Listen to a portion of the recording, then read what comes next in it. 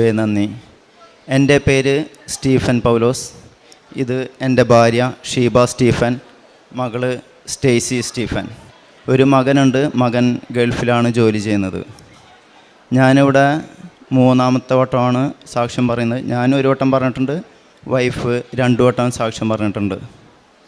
ഞാൻ വരുന്നത് ഇരിഞ്ഞാലക്കുട രൂപത ചേലൂർ ഇടവകയിൽ നിന്ന് വരുന്നത്. ഞാൻ 2024 ജൂൺ മുതൽ ഉടമ്പടിയിലാണ് ജീവിക്കുന്നത്. അപ്പോൾ ഒരു മിനിറ്റ് എൻ്റെ പൂർവ്വകാലം കൂടിയും പറഞ്ഞാലാണ് ഉടമ്പടി എടുത്തതിന് ശേഷം എങ്ങനെയാണ് ഞാൻ മാറിയെന്നുള്ളത് നിങ്ങൾക്ക് മനസ്സിലാവുള്ളൂ. ഉടമ്പടിക്ക് മുമ്പ് ഞാൻ പ്രാർത്ഥനയിലൊക്കെ ഭയങ്കര പുറകോട്ടായിരുന്നു. കുടുംബ പ്രാർത്ഥനയാവട്ടെ, പള്ളിയിൽ പോകൽ, കുമ്പസാരം, ഇതൊന്നും ഉണ്ടായിരുന്നില്ല വളരെ വർഷങ്ങളായിട്ട്. ഉടമ്പടി എടുത്തതിന് ശേഷം ഞാൻ ആത്മീയമായിട്ട് ഒരുപാട് മാറാൻ ശ്രമിച്ചിട്ടുണ്ട്. കുറച്ചൊക്കെ മാറിയെന്നാണ് എനിക്ക് തോന്നുന്നത്. ഇപ്പോൾ ഈ 6 മാസമായിട്ട് ഇപ്പോൾ ഞാൻ ഒരു പ്രാവശ്യം ഫസ്റ്റിൽ ഉടമ്പടി എടുത്ത് പിന്നെ അത് ഒരു പ്രാവശ്യം റിന്യൂ ചെയ്തു. പക്ഷേ ഈ ഡേറ്റുകൾ ഞാൻ കറക്റ്റ് നോക്കാറില്ല. കാരണം ഒരു പ്രാവശ്യം ഉടമ്പടി സ്റ്റാർട്ട് ചെയ്തിട്ട് എപ്പോൾ എക്സ്പയർ ആവുന്നു എന്നുള്ളത് ഞാൻ നോക്കാറില്ല.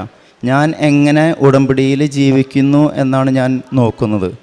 അപ്പോൾ ഡേറ്റ് കഴിഞ്ഞാലും ഞാൻ ഈ പ്രാർത്ഥനകൾ ഒന്നും തെറ്റാതെ ഓരോ ദിവസവും, ഇപ്പോൾ ഈവൻ ഞാൻ ട്രാവലിങ്ങിലാണെങ്കിലും എയർപോർട്ടിലാണെങ്കിലും ഞാൻ ഈ പ്രാർത്ഥന ചൊല്ലിയിരിക്കും. അങ്ങനെയാണ് ഞാൻ നീങ്ങാറ്. പിന്നെ എൻ്റെ ഒരു ദിവസത്തെ സ്റ്റാർട്ടിങ് തന്നെ തുടങ്ങുന്നത് ഏകദേശം ഒരു 4 മണിക്ക് എഴുന്നേറ്റ് കഴിഞ്ഞാൽ ഫസ്റ്റ് ഞാൻ പ്രത്യക്ഷീകരണ പ്രാർത്ഥന ചൊല്ലും. ഈ പ്രത്യക്ഷീകരണ പ്രാർത്ഥന ചൊല്ലുന്നതിന് മുമ്പ് തന്നെ ഞാൻ തൈലം 2 കൈയിലും പുരട്ടിയിട്ട് ഞാൻ ദേഹത്തും തലയിലൊക്കെ തേക്കുമായിരുന്നു. അത് ഞാൻ ഉദ്ദേശിക്കുന്നത് നമ്മുടെ ശരീരം നമ്മൾ ശുദ്ധീകരിക്കുന്നു എന്നുള്ളതാണ്. പിന്നെ ഒരു ചെറിയ നുള്ളു ഉപ്പ് എടുത്തിട്ട് ഞാൻ കാലിലും ശരീരത്തിലും നാക്കിൽ ഞാൻ കുരിച്ച് വരച്ചിട്ട് അതിന് ശേഷമാണ് പ്രത്യക്ഷീകരണ പ്രാർത്ഥന ചൊല്ലാറ്. കാരണം ഞാൻ അതുകൊണ്ട് ഉദ്ദേശിക്കുന്നത് എൻ്റെ ശരീരം കൊണ്ടോ എൻ്റെ നാക്കുകൊണ്ടോ മറ്റുള്ളവരെ ദ്രോഹിക്കാൻ പാടില്ല എന്നുള്ളത്. ചിലപ്പോൾ നമ്മൾ മനുഷ്യരാണ്, നമ്മൾ അറിയാതെ മറ്റുള്ളവരെ ചിലപ്പോൾ വേദനിപ്പിച്ചെന്ന് വരും.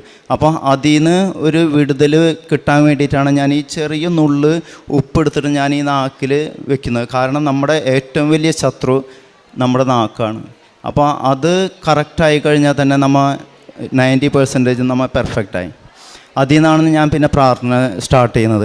ഈ പ്രാർത്ഥന കഴിഞ്ഞാൽ പിന്നെ ഞാൻ ബൈബിൾ സ്റ്റാർട്ട് ചെയ്യും. അരമണിക്കൂറെങ്കിലും ഞാൻ ബൈബിൾ വായിക്കും. അതിനുശേഷം 1 മണിക്കൂർ ജോഗിങ് ഉണ്ട്. അത് എന്തുകൊണ്ടാണെന്ന് വെച്ചിട്ടുണ്ടെങ്കിൽ എനിക്ക് ജോഗിങ്ങിന് പോകാൻ ഭയങ്കര ഇഷ്ടമാണ്. അത് ഈ ജോഗിങ്ങിന് പോകുമ്പോൾ ഞാൻ സ്റ്റാർട്ട് ചെയ്യുന്നത് ഞാൻ ഇവിടുത്തെ കൃപാസനത്തിലെ സാക്ഷ്യങ്ങൾ, പിന്നെ ചൊവ്വാഴ്ചയായി കഴിഞ്ഞിട്ടുണ്ടെങ്കിൽ ഞാൻ ധ്യാനങ്ങൾ. അപ്പോൾ എനിക്ക് 1 മണിക്കൂർ എനിക്ക് സാക്ഷ്യങ്ങൾ ഫുള്ള് കേൾക്കാം. പിന്നെ ജോസഫ് അച്ഛൻ്റെ ധ്യാനം കേൾക്കാം. അപ്പോൾ ഈ 1 മണിക്കൂർ പിന്നെ പ്രാർത്ഥന എല്ലാം കൂടിയിട്ട് ഏകദേശം ഒരു 1.5-1.25 മണിക്കൂർ ഫസ്റ്റ് ഈ പ്രാർത്ഥനകളെല്ലാം കഴിയുമ്പോൾ തന്നെ നമ്മൾ ഫുള്ള് ഫ്രഷായി. അതിനുശേഷമാണ് നമുക്ക് വർക്കിൽ ഇതേയുള്ളൂ. ഞാൻ സെൻട്രൽ ആഫ്രിക്കയിലാണ് വർക്ക് ചെയ്യുന്നത്, ഓയിൽ ഫീൽഡിലാണ്. അപ്പോൾ അതിൻ്റേതായ ഒരുപാട് പ്രശ്നങ്ങളുണ്ട്. അപ്പോൾ ഞാൻ സാധാരണ ഈ ഉടമ്പടിക്ക് മുമ്പ് ഞാൻ സെൻട്രൽ ആഫ്രിക്കയിലൊക്കെ പോകുമ്പോൾ എന്ന് വെച്ചാൽ അവിടെ മെഡിക്കൽ ഫീൽഡൊക്കെ ആയിട്ട് ഭയങ്കര മോശമാണ്. നമുക്ക് ചെറിയൊരു ക്ലിനിക്ക് ഉണ്ടാവുള്ളൂ. അപ്പോൾ നമുക്ക് പെട്ടെന്ന് എന്തെങ്കിലും അസുഖങ്ങളൊക്കെ വന്നു കഴിഞ്ഞാൽ നമുക്ക് പേടിയാണ്, നമ്മളെവിടെ പോവും. നമുക്ക് ചെറിയ എന്തെങ്കിലും ടാബ്ലറ്റോ എന്തെങ്കിലുമൊക്കെയാണ് കിട്ടുള്ളൂ. അല്ലെങ്കിൽ പിന്നെ പെട്ടെന്ന് വലിയ അസുഖങ്ങളൊക്കെ വരാണെങ്കിൽ ഒന്നില്ലെങ്കിൽ ഫ്രാൻസിൽ പോകണം, അല്ലെങ്കിൽ പിന്നെ നാട്ടിലേക്ക് തിരിച്ചു വരണം. അതൊന്നും പോസിബിൾ അല്ല. കാരണം പെട്ടെന്ന് അവിടുന്ന് ഫ്ലൈറ്റ് കിട്ടാം. ഒരുപാട് ഫ്ലൈറ്റ് യാത്രകളുണ്ട്, 3-4 ഫ്ലൈറ്റ് മാറി കാരണം. അപ്പോൾ അങ്ങനെ ആയതുകൊണ്ട് എനിക്ക് ഉടമ്പടിക്ക് മുമ്പ് എനിക്ക് 4 പ്രാവശ്യം കൊറോണ വന്നു, ഒരു പ്രാവശ്യം ഡെങ്കു ഫീവർ വന്നു, മലേറിയ വന്നു. പക്ഷെ അന്നൊക്കെ എനിക്ക് ഒരുപാട് പേടിയുണ്ടായിരുന്നു. പക്ഷെ അതിൽ എന്നെ രക്ഷിച്ചൊരു ഘടകം ഉണ്ടായിരുന്നു. അത് സ്റ്റാർട്ടിങ്ങിൽ ഞാൻ പറഞ്ഞു കഴിഞ്ഞാൽ അത് ഞാൻ പറയാം. അതായത് ഞങ്ങളുടെ ഫാമിലി ലൈഫിൽ കുറച്ചൊരു പ്രശ്നങ്ങളൊക്കെ ഉണ്ടായിരുന്നു. നമ്മൾ ഡൈവോഴ്സിൻ്റെ വക്കിൽ വരെ എത്തിയതായിരുന്നു. അപ്പോൾ ഞാൻ ആദ്യം വിചാരിച്ചെല്ലാം എൻ്റെ കഴിവാണെന്നാണ്. പക്ഷേ വൈഫ് പ്രാർത്ഥനയിൽ ഭയങ്കര സ്ട്രോങ് ആയിട്ട് നിന്നിട്ടുണ്ടായിരുന്നു. അങ്ങനെ വൈഫിൻ്റെ പ്രാർത്ഥനയിലാണ് എൻ്റെ സ്വഭാവം കുറേയൊക്കെ മാറിയത്. പിന്നെ വൈഫ് 5 വർഷമായിട്ട് ഉടമ്പടിയിലാണ് ജീവിക്കുന്നത്. അങ്ങനെ 2019 എൻ്റെ ജോലി പോയപ്പോൾ ഞാൻ വിചാരിച്ചു ഇനിയിപ്പോൾ പുറമേക്ക് പോകണ്ട, ഇനിയിപ്പോൾ നാട്ടിൽ തന്നെ എന്തെങ്കിലും നോക്കിയിട്ട് ജീവിക്കാമെന്ന് വിചാരിച്ചു. പക്ഷേ വൈഫിൻ്റെ പ്രാർത്ഥനയിൽ അവിടെയാണ് മെയിനായിട്ട് നമ്മൾ നോക്കേണ്ടത്. നമ്മൾ ഒന്നും അല്ല എന്ന് വിചാരിക്കുന്ന നമ്മുടെ പാർട്ട്ണർ പ്രാർത്ഥനയിലാകുമ്പോൾ ആ പ്രാർത്ഥന കൊണ്ടായിരിക്കാം നമ്മൾ രക്ഷപ്പെട്ടു പോരുന്നത്. അങ്ങനെ ആ പ്രാർത്ഥനയിൽ വീണ്ടും ഇന്നും എനിക്ക് അത്ഭുതമാണ്. എന്നെ ഒരു ഫ്രഞ്ച് കമ്പനി വിളിച്ച് വീണ്ടും ജോലിക്ക് കൊണ്ടുപോകുന്നു. എനിക്കറിയില്ല എങ്ങനെ അവർക്ക് എൻ്റെ കോണ്ടാക്ട് നമ്പർ കിട്ടിയെന്നോ ഒന്നും എനിക്കറിയില്ല. അതും ഞാൻ പറഞ്ഞ എല്ലാ എഗ്രിമെൻറ്റും അവർ സമ്മതിച്ച് എന്നെ അവിടേക്ക് കൊണ്ടുപോകുന്നു. ഇപ്പോഴും അവിടെ വർക്ക് ചെയ്യുന്നു. അപ്പോൾ പ്രാർത്ഥനയിൽ വലിയൊരു സത്യം തന്നെയുണ്ട്. നമ്മളെ ഒരുപാട് നമ്മെ രക്ഷപ്പെടുത്തി കൊണ്ടുവരും. ഇനി നമ്മുടെ ഓരോ സാക്ഷ്യങ്ങൾ ഞാൻ പറയാം. ഫസ്റ്റ് ഞാൻ ഇവിടെ വരുമ്പോൾ ഞാൻ ഒരു കാര്യം എഴുതി വെച്ചിട്ടുണ്ടായി. എൻ്റെ അയൽവാസി ഒരു 10 വർഷത്തോളമായി അവരെ അമ്മേനെ കാണാൻ സാധിക്കാതെ ദുബായിൽ ഒരു സാമ്പത്തിക പ്രശ്നത്തിൽ ഇടപെട്ട് കിടക്കുകയായിരുന്നു. അമ്മേനെ കാണാൻ പറ്റുന്നില്ല, മക്കളെ കാണാൻ പറ്റുന്നില്ല. അങ്ങനെ വരാൻ പറ്റാതെ നിന്നപ്പോൾ ഞാനിവിടെ ഉടമ്പടി എടുത്തപ്പോൾ ഞാൻ സാക്ഷ്യത്തിൽ വെച്ചിട്ടുണ്ടായിരുന്നു, എങ്ങനെയെങ്കിലും അവർക്ക് വരാൻ പറ്റണേ, അവരുടെ സാമ്പത്തിക ബുദ്ധിമുട്ട് അതുപോലെ തന്നെ ജപ്തി നടപടികളെല്ലാം മാറ്റണമെന്ന് ഞാൻ പറഞ്ഞിട്ടുണ്ടായിരുന്നു. അത്ഭുതമെന്ന് പറയട്ടെ, ഈ 10 വർഷമായിട്ട് നടക്കാത്ത കാര്യങ്ങൾ ഈ കഴിഞ്ഞ മാസം ആൾക്ക് നാട്ടിലേക്ക് വരാൻ പറ്റി, അമ്മേനെ കാണാൻ പറ്റി, മക്കളുടെ കൂടെ ജീവിക്കാൻ പറ്റി. അങ്ങനെ ഞാൻ ആളായിട്ട് സംസാരിച്ച് ആൾ ഫസ്റ്റിൽ വീട്ടിലെത്തിയതിന് ശേഷം എനിക്ക് മെസ്സേജ് ഇട്ടു, സ്റ്റീഫൻ ഞാൻ നാട്ടിലെത്തി, എന്താ സംഭവിച്ചതെന്ന് എനിക്ക് അറിയില്ല. അപ്പം ഞാൻ ഒരു വാക്ക് പറഞ്ഞു. ആൾ ഒരു ഹിന്ദു ആണ്.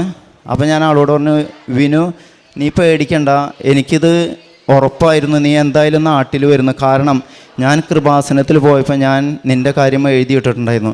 അതുകൊണ്ട് എനിക്ക് 100% ഉറപ്പായിരുന്നു നിനക്ക് അമ്മയുടെ അടുത്ത് എത്താൻ പറ്റും, നിങ്ങൾക്ക് മക്കളുടെ കൂടെ ജീവിക്കാൻ പറ്റുന്നുള്ളത്.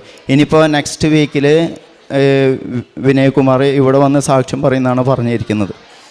രണ്ടാമത്തെ കാര്യം എന്ന് വെച്ചിട്ടുണ്ടെങ്കിൽ എൻ്റെ ഒരു സ്ഥലം വിൽപ്പനയ്ക്ക് ഞാൻ വെച്ചിട്ടുണ്ടായിരുന്നു.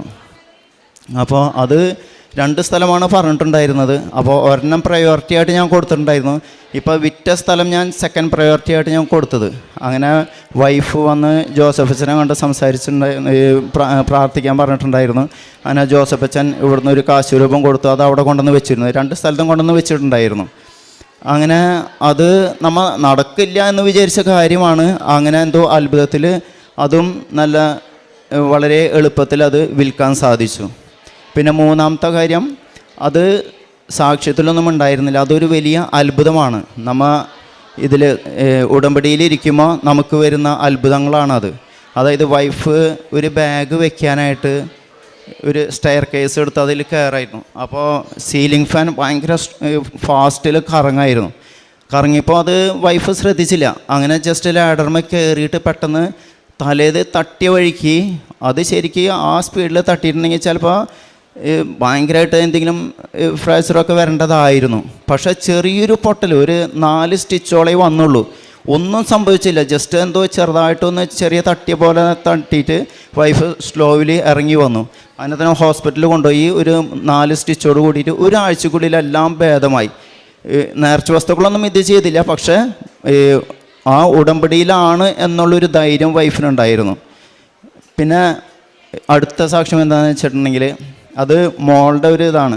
മോൾക്ക് കുറച്ചൊരു വിശ്വാസം കുറവാണ്, പ്രാർത്ഥിക്കുമ്പോൾ എന്നാലും അത്ര വിശ്വാസം ഉണ്ടായിരുന്നില്ല. അപ്പോൾ ഞങ്ങളുടെ ഒരു ഏകദേശം ഒരു 10 പവൻ്റെ ഒരു സ്വർണം കാണാതെ പോയി. എങ്ങനെയാണെന്ന് വെച്ചിട്ടുണ്ടെങ്കിൽ ഞാൻ ലോക്കറിൽ നിന്ന് എടുത്തിട്ട് വീട് വരെ കൊണ്ടുവന്നത് ഓർമ്മയുണ്ട്. പിന്നെ അത് എവിടെ വെച്ചു എന്നുള്ളത് എനിക്ക് ജസ്റ്റ് മൈൻഡിൽ നിന്ന് പോയി. അങ്ങനെ ഞാൻ ആഫ്രിക്കയിലേക്ക് പോയി. അങ്ങനെ ഞാൻ അവിടെ എത്തിയപ്പോഴാണ് ഓർമ്മ വന്നത്. അങ്ങനെ ഞാൻ വൈഫിനോട് പറഞ്ഞു, ഇതുപോലെ ഞാൻ സ്വർണം കൊണ്ടുവന്ന് ഞാൻ എവിടെ വെച്ചതെന്ന് എനിക്ക് ശരിക്കും ഓർമ്മയില്ല, നോക്കാൻ പറഞ്ഞു. അങ്ങനെ വൈഫ് അവിടെ ഒരു ആഴ്ച കൂടുതലായി അങ്ങനെ ഫുള്ള് തിരയുന്നു. എല്ലാ കബോർഡിലും മാറി മാറി തിരഞ്ഞ് ഒന്നും കിട്ടുന്നില്ല.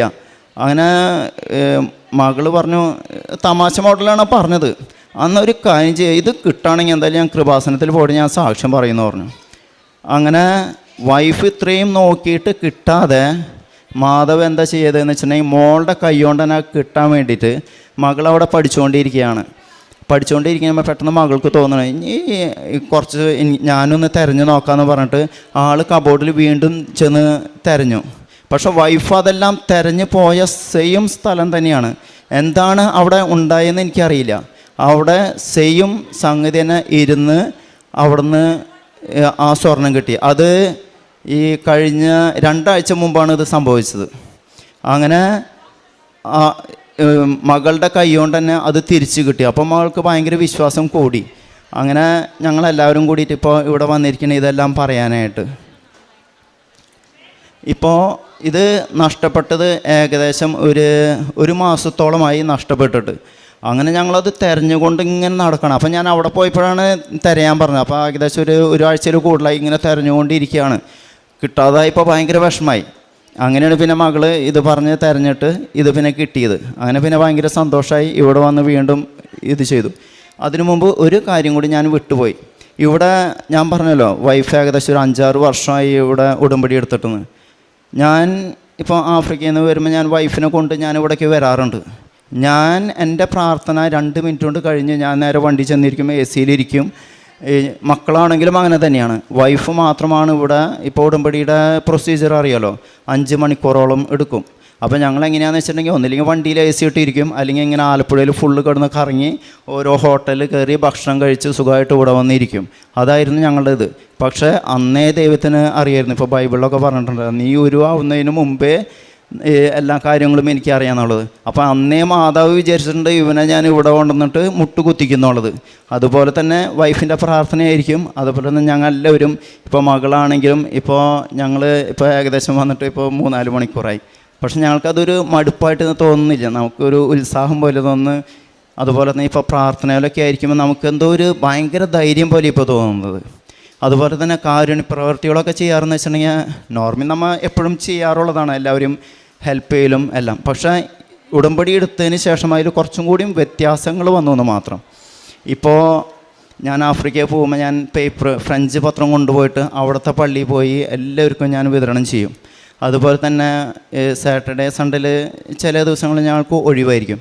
അപ്പോൾ ഞാനിങ്ങനെ റോട്ടിൽ കൂടെ ഇങ്ങനെ നടന്നു പോയിട്ട് അപ്പോൾ ചില പാവപ്പെട്ടവരൊക്കെ ഉണ്ടാവും. ചിലപ്പോൾ വേസ്റ്റ് എന്നൊക്കെ ഭക്ഷണം എടുത്താൽ നിങ്ങൾക്കറിയാലോ ആഫ്രിക്കയിലൊക്കെ അത്രയും പാവപ്പെട്ടവരായിരിക്കും. അപ്പോൾ ഞാനത് കാണുമ്പോൾ ഞാൻ അടുത്തുള്ള ഹോട്ടലിൽ പോയി ഭക്ഷണം വാങ്ങി അല്ലെങ്കിൽ സാൻഡ്വിച്ച് എന്തെങ്കിലും വാങ്ങിയിട്ട് ഞാൻ അവർക്ക് കൊടുക്കും. പിന്നെ വാട്ടർ ബോട്ടിൽ വാങ്ങിയിട്ട് കൊടുക്കും, പിന്നെ പൈസയായിട്ട് കൊടുക്കും.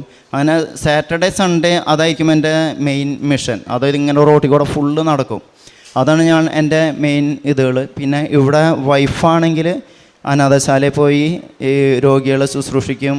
പിന്നെ ബാത്റൂം അതെല്ലാം കഴുകി കൊടുക്കും. പിന്നെ ഒരുപാട് പത്രങ്ങൾ കണക്ക് നമുക്ക് പറയാൻ പറ്റില്ല, ചിലപ്പോൾ 100-150 പത്രങ്ങളൊക്കെ വാങ്ങിക്കൊണ്ടിട്ട് എല്ലാ മാസവും വൈഫ് വിതരണം ചെയ്യും. അതുപോലെ തന്നെ കോയമ്പത്തൂർ നമുക്കറിയുന്ന ആൾക്കാരുണ്ട്, അവർക്ക് പത്രങ്ങൾ ഇവിടുന്ന് പാർസൽ അയച്ചു കൊടുക്കും. ഇതൊക്കെയാണ് കാരുണ്യ പ്രവൃത്തികൾ നമ്മൾ ചെയ്യാറ്. ഉൽപ്പത്തി പുസ്തകം 17:1 ദൈവം അബ്രാഹത്തോട് അരുളി ചെയ്യുന്നുണ്ട്, സർവശക്തനായ ദൈവമാണ് ഞാൻ, എൻ്റെ മുമ്പിൽ വ്യാപരിക്കുക, കുറ്റമറ്റവനായി വർത്തിക്കുക, നീയുമായി ഞാൻ എൻ്റെ ഉടമ്പടി സ്ഥാപിക്കും. ഇന്ന് സ്റ്റീഫനും കുടുംബവും എല്ലാവരും ഉടമ്പടിയിൽ തന്നെ ഉള്ളവരാണ്, ഉടമ്പടി എടുത്ത് ജീവിക്കുന്നവരാണ്. തങ്ങളുടെ അനുഭവ സാക്ഷ്യം വീണ്ടും ഇവിടെ പങ്കുവയ്ക്കുമ്പോൾ ഉടമ്പടി എടുക്കുവാനായിട്ട് വൈഫ് വരുമ്പോൾ താൻ ചെയ്തുകൊണ്ടിരുന്നത് എന്ത്, ഇന്ന് തനിക്ക് എങ്ങനെ ഇവിടെ മണിക്കൂറുകൾ നിന്നിട്ടും ഇവിടെ ഒരു ഉണർവാണ് കിട്ടുന്നത്. നേരത്തെ മടുപ്പായിരുന്നു, എന്നാൽ തൻ്റെ വൈഫിൻ്റെ പ്രാർത്ഥനയും അതിനുശേഷം തന്നെ ഈ കൃപാസനത്തിലേക്ക് കൊണ്ടുവരുവാനായിട്ട് അമ്മ, പരിശുദ്ധ അമ്മ എത്രമാത്രം തൻ്റെ കാര്യത്തിൽ കരുതലുള്ള വ്യക്തിയായി ഈശോയോട് തന്നെ അടുപ്പിക്കുവാൻ അമ്മയുടെ മാധ്യസ്ഥം എത്രമാത്രം സഹായമായി. കുറ്റമറ്റവനായി വ്യാപരിക്കുവാനാണ് കർത്താവ് പറയുക. കർത്താവിൻ്റെ മുമ്പിൽ സർവശക്തനായ ദൈവമാണ് അവിടുന്ന്. ഇതെല്ലാം ഇന്ന് ഉടമ്പടിയെടുത്ത ഈ മക്കൾക്ക്, അതുപോലെ ഒരു പുതുജീവിതം നയിക്കുന്ന എല്ലാവർക്കും ബോധ്യപ്പെട്ടിട്ടാണ് അവർ ഉടമ്പടിയിലൂടെ തങ്ങളുടെ ജീവിത വിശുദ്ധീകരണം നടത്തുകയും അങ്ങനെ അത് കണ്ടിന്യൂ ചെയ്യുകയാണ്. ഞാൻ ഉടമ്പടിയുടെ നാളുകൾ നോക്കാറില്ല, 90 ദിവസം കഴിഞ്ഞാലും ഞാൻ ഉടമ്പടിയിൽ തന്നെയാണ്, ഞാൻ അതിൽ നിന്ന് വ്യതിചലിക്കാറില്ല, എല്ലാം അതേപോലെ ഞാൻ ചെയ്യുന്നു. പിന്നീട് ഇവിടെ വരുമ്പോൾ ഉടമ്പടി പുതുക്കി വീണ്ടും ആ ഉടമ്പടിയുടെ ആ ഒരു രേഖാമൂലമുള്ള ഉടമ്പടി, അതാണ് കർത്താവിൻ്റെ അടുത്ത് നാം ചെയ്യുക. നമ്മുടെ ഉടമ്പടി ജീവിതം നമുക്ക് മരണം വരെയും തുടരാം. എന്നാൽ ഓരോ 3 മാസം കഴിയുമ്പോഴും നാം പുതുക്കുമ്പോൾ നാം ദൈവത്തെ കൂടുതലായിട്ട് സ്നേഹിക്കുന്നു എന്ന് ഉറപ്പുവരുത്തുകയാണ്. അവിടത്തേക്ക് നാം കുറേ കൂടി ഹൃദ്യമായ രീതിയിൽ നമ്മുടെ ജീവിതത്തെ സമർപ്പിക്കുന്നു എന്നാണ് നാം അതിലൂടെ വ്യക്തമാക്കുക. അങ്ങനെ തൻ്റെ കുടുംബത്തിൽ അതുപോലെ താൻ മൂലം മറ്റുള്ളവർക്ക് ഒക്കെ കിട്ടിയ കൃപകളാണ് ഈ മകൻ ഇവിടെ പങ്കുവയ്ക്കുന്നത്. തൻ്റെ ജീവിതത്തിൽ വന്ന മാറ്റങ്ങളും താൻ എത്രമാത്രം ഇന്ന് ജീവിതം എന്താണെന്ന് താൻ പഠിച്ചതും, അതുപോലെ ദൈവത്തോട് ദൈവസ്നേഹത്തിൽ നിറഞ്ഞ് മറ്റുള്ളവരെ കൂടി കരുതുന്ന ഒരു വ്യക്തിയായി തീരുവാനുമൊക്കെ തൻ്റെ ജീവിത പങ്കാളിയുടെ ജീവിതവും പ്രാർത്ഥനയും എത്രമാത്രം തന്നെ ഇന്ന് ഈ കൃപാസന ആൾത്താരയിലേക്ക് ഉയർത്തി എന്നാണ് ഈ മകൻ പറയുക. നമുക്ക് കരങ്ങളടിച്ച് ഈശോയ്ക്കും അമ്മയ്ക്കും നന്ദി പറയാം. യേശുവേ നന്ദി, യേശുവേ സ്തുതി, യേശുവേ ആരാധന. അത്യപൂർവ ദൈവാനുഭവങ്ങൾ ഇനി നിങ്ങൾക്കും സ്വന്തം. ഈ യൂട്യൂബ് ചാനൽ ഇതുവരെ സബ്സ്ക്രൈബ് ചെയ്തിട്ടില്ലെങ്കിൽ